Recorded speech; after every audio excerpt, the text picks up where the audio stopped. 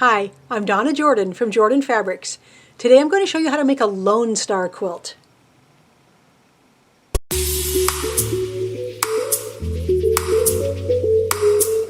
The Lone Star quilt pattern is one of everybody's favorite patterns. It's got one really big star right in the middle of the quilt, made up of diamonds. And you can see the colors coming out from the middle.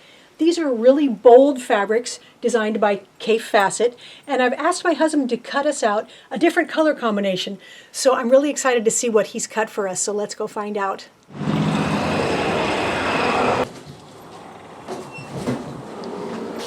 Hey Matt. Hey Don, how's it going? Fine. Do you have the fabrics for the Lone Star? Yes, I've got those picked out. Let me just set this down. I'm holding that box of flannels there. I'm going to cut some log cabins, but yeah, I've got some really, I think, nice fabrics picked out for the quilt we're going to do in that star, Donna. This is Moda's. Very nice palette of colors, I think. And what do you think? I love it. So it's sort of a Civil War, Civil War old-fashioned style, old-fashioned from Moda. Nice. Shall we do it? Yep. All right, I'm going to take it over and get started here. I've got the pieces cut off to the sizes they need to be on the rough cuts. Okay. And I'm going to set this down.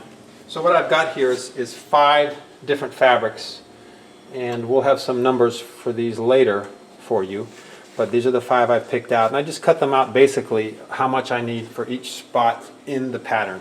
But the ironing is super important, so I want to just re-emphasize that. It stiffens the fabric. It makes it real easy to cut. I like to do both sides. I've got to start here. Move to my left here and just set this down. There's only 5 pieces here. It's amazing in this star. I'm going to be cutting them into diamonds. And it's amazing how little fabric is that I have here, or seemingly that I have here, and what the star, how big it gets.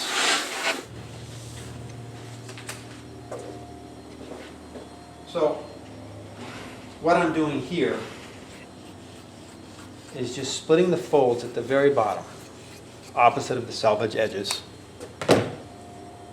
And I'm going to take each piece and put it down. And I'm going to do the same one, same idea, with this one here. And what this does is it keeps the grains straight. I'm going to explain why we are putting all the fabrics over here right side up and all the fabrics over there right side down. So we want to get half of our diamonds cut like this and half of our diamonds cut like that. And if we cut them all at the same time, we won't get different grains. See, we need some of them with grains like this and some of them with grains like that. They're mirror images. So we're going to cut all of this grain first, then we're going to cut all of that grain. That's right. It's looking good here, though. Okay. Super. The next step is to cut all these fabrics into 3-inch strips.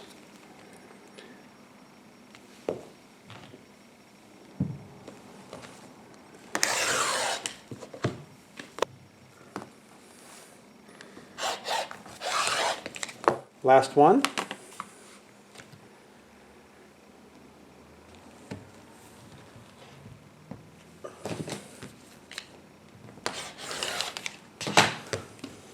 Now I'm going to cut this board the same way into 3-inch strips.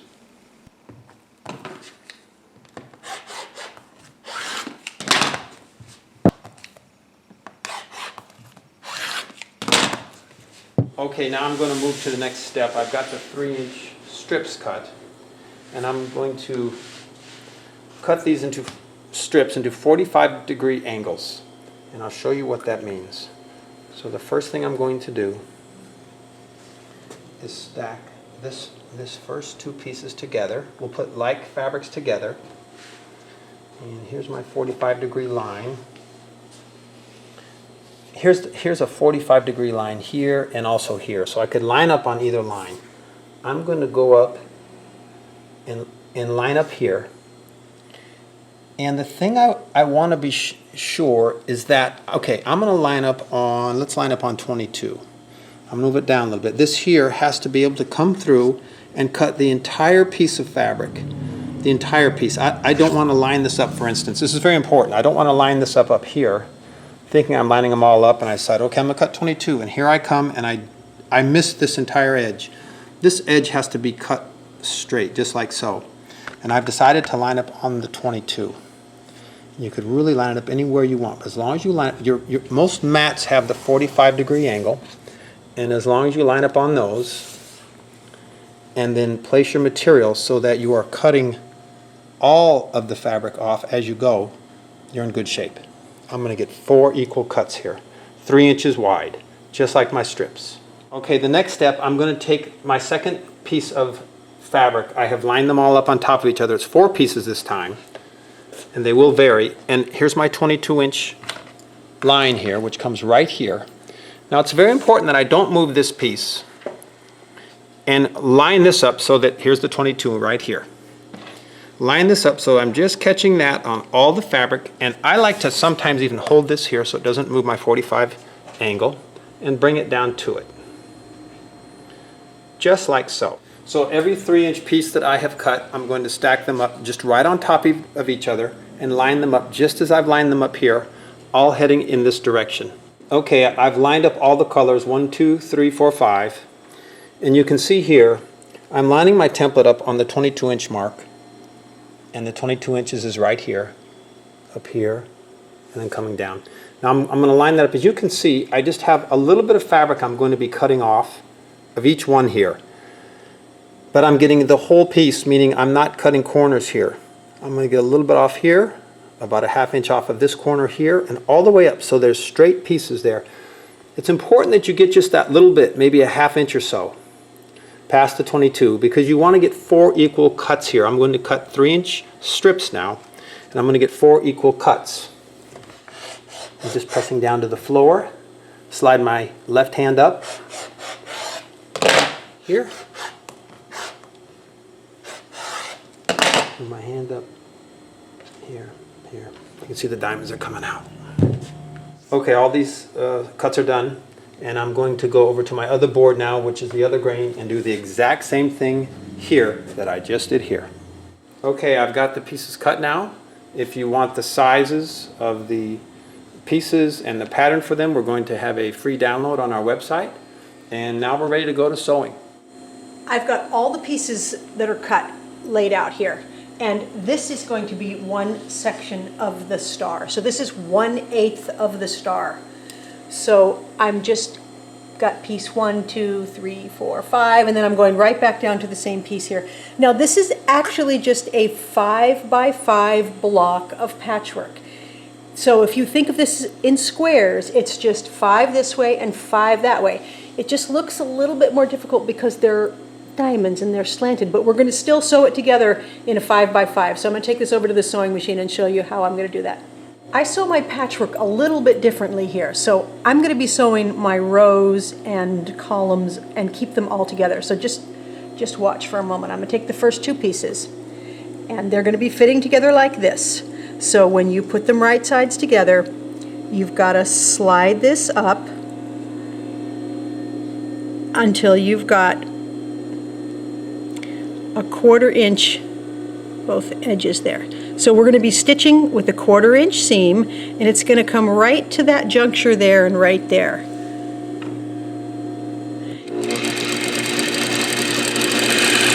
So right off the edge, but leave it there. We're going to be chain piecing. Now we're going to take the piece that's in the next row, the next piece. These are going to be going next. So I'm going to leave that on the machine. Put these 2 right sides together and stitch. Next 2 pieces. It really helps if you lay out one of the star quadrants like I showed you a moment ago and refer to that. This is the last row here.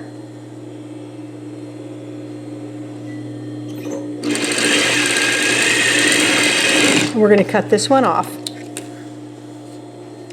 Now this is our first row, so we're just going to grab the next piece, which is going to be this one, and we're going to stitch it on. And again, we're going to leave this on the machine. We're not going to cut it off.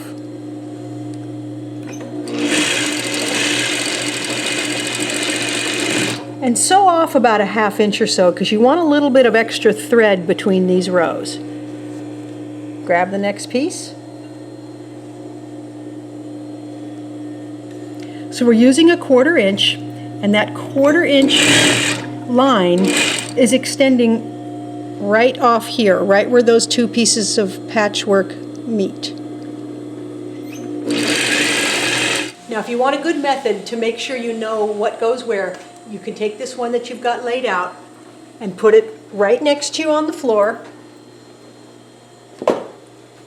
You can also get your smartphone, take a picture on it, put that next to you, but that way you've got some sort of guides, you know that you're getting the pieces in the right order. I'm on my last row here, so now I'm going to have 5 rows with 5 in each row.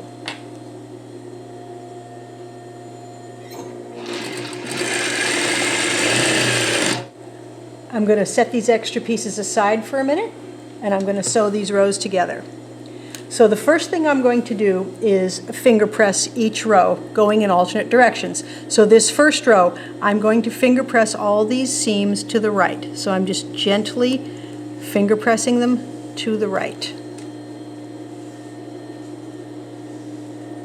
The next row, I'm going to finger press to the left. And this is just to keep them going the way you want them to go, so when you sew the rows together, they're going in alternate directions. Third row, again, all of them to the right. So all the rows are finger pressed now, to the right, to the left, to the right, to the left, to the right, and you can see the pattern lining up here. And because these are stuck together with the strings, it's real easy to keep them in order. You know you're not going to get one of the rows flipped around. Next step is to just sew these rows together. So we're going to place this one on top of here, and again, we're going to, at the top here, we're going to have a 1/4 inch seam, and we're going to have that juncture right at a 1/4 inch right there. So take that over to the machine, get it started a little. I like to grab it all the way down at the other end. Again, offset your corners so that your 1/4 inch seam will head right in that intersection there. So my seams on the bottom row of patchwork are facing up, and these seams are facing down. So you don't want to stretch it because this is a bias edge here. This is not a straight grain, so you don't want to stretch it as you sew. Let me show you how to make a nice intersection here. I'm going to snip this thread just so I can show you underneath here what's going on. That bottom seam is going up that way, and this top seam is going down that way. And you want to have your 1/4 inch seam here, which is going to be right along this line. You want to have it hit right where those two come together. So if you fold this back exactly, you would see a little continuous line there. And it is right at the 1/4 inch. So my seam, when my seam is 1/4 inch, they're going to match right up. So I just like to hold it down here.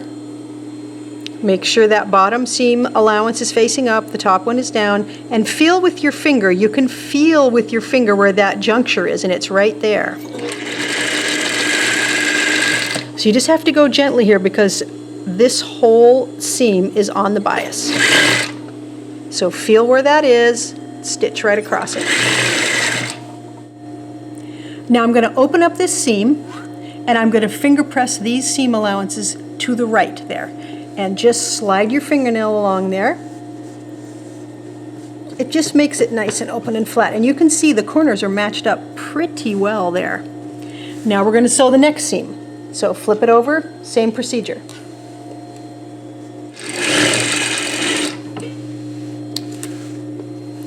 Now we're also going to press this seam to the right. We're going to press all these row seams all the same direction. So open this up, finger press it to the right. So this is my last seam here.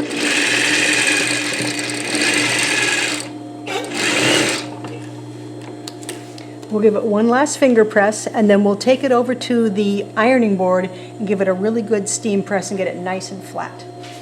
I've got this section steam pressed really, really flat, and I made 4 more exactly like this. Then I made 4 sections that look just the same from those fabrics that were cut upside down. And let me show you why I did that. So if we flip this up, you can see all of these diamonds have the grain going straight up. And when we flip this one up, these also have the grain going straight up. So my whole quilt now is going to be straight grained. Nothing is going to be on the diagonal. If you have pieces that are on the diagonal, it doesn't lay very flat, and we want our quilt laying really, really flat. So this is 1/4 of the quilt. This way, we're going to make this 4 times so we've got the whole quilt done. Here's the corners that we need. I cut a square. You can get the numbers off of our website. I cut a square and I cut that in half on the diagonal. So this piece is going to fit right here. Then I've got a bigger square. Again, it needs to be cut on the diagonal. That's going to fit there. Now let me show you why we're cutting this in half. It could be left whole here, but then we'd have to do what's called a Y seam here to make it fit. We don't want to do that. We are going to sew this to this, and then sew that big long seam afterwards, and it's really, really easy. So here is 1/4 of the quilt laid out, the patchwork. It's not sewn together yet, so I'm just going to use a couple pins. So this corner is going to get stitched down here first. So I'm going to put a couple pins in so I know where I'm going to stitch. And then we'll open it up and we'll stitch this one down afterwards. So I'm just going to put a couple pins. I'm not going to place it exactly where it goes, but I just want to know which edge to stitch. Same thing here. This one's going to get stitched first. We're going to line up the points and we're going to stitch along there. And then after that's done, we're going to put this one on this side. So once we get all these seams done, all we have to do is that last diagonal, and that's the only way that these will all fit together. So you can move these and you won't get mixed up or confused. So let's take these to the machine and do that stitching. Line up these 2 points right on top of themselves, and we're going to stitch down here with a 1/4 inch seam. Now you don't want to stretch anything here because this is all on the diagonal here. This is all bias, but if you lay it right down neatly without pulling, it'll stitch real easily. I'm going to press this seam towards the corner. Just gently finger press it. You don't want to stretch it too much. Now this is the position of this piece. Obviously it's not lined up. That was just so we know what edge it goes on. We're going to sew it on here. We are going to line this corner up with this corner here. And I'm just going to lay it flat. You can pin it if you like. I'm just going to flip it over and sew from that edge down. So I'm matching up corner to corner. 1/4 inch seam again. We're just going to stitch all along this edge. Now this edge is not bias. It doesn't stretch, but you still want to just lay your pieces neatly on top of one another.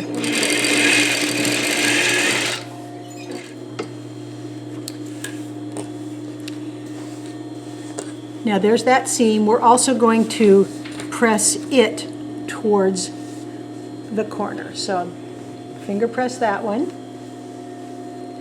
So there's 1/8 of the quilt. Now we're going to do this same procedure on the other mirror image here. So we've got them pinned. Start with the small corner first and start at the tip here. So I'm going to take the pins out. I'm going to line these up and stitch along here. So I'm going to want to flip it upside down again so I can start at the tip. I've got this seam done. Seam pressed towards the corner.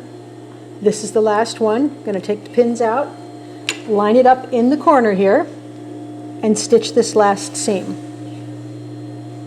I've got both sections done. I'm going to take it over to the table to show you how we're going to do that last seam.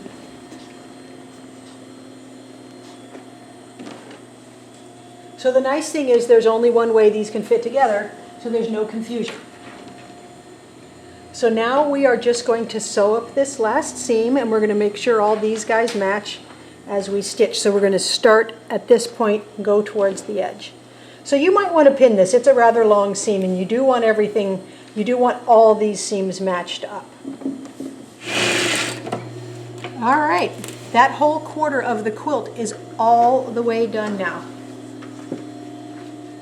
Now we just have to steam press this, and then we do this 3 more times, then we've got the whole quilt ready. One last thing, when you sew this long seam, it's on the diagonal, it's stretchy, so you want to make sure that you pat this back in place and iron it closed first. And that will relax the fabric back into shape so that that won't be stretched at all. Then you can open this up, press your seam to one side, and you won't get any bubbling here. We have the whole quilt done now. You can see the big, bold star here. We worked on 1/4 at a time, and you can't tell by looking at it, but the grain throughout the whole quilt is all going up and down. We have no pieces that have a diagonal grain.